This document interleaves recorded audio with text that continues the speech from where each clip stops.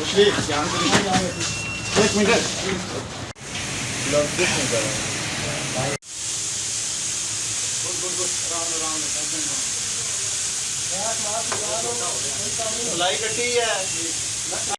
ठंडा लो मास्क के रखिए थे बिजली में बंद कर छड़िए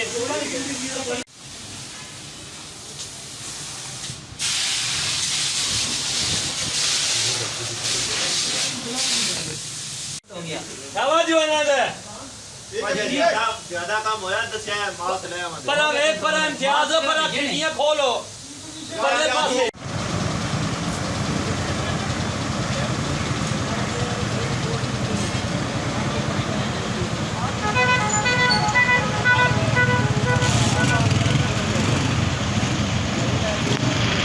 कमरे के अंदर ही है। हाँ जी बस सोफे में लगी वो कह रहे थे दो दुकानों को आग लगी है। नहीं वो तुम्हारा सीना ना समझ नहीं लगी ना सर कंफ्यूज हो गए जब आप अगर होगी तो मैं आपको बता दूँगा। चलो फेस मास्क दे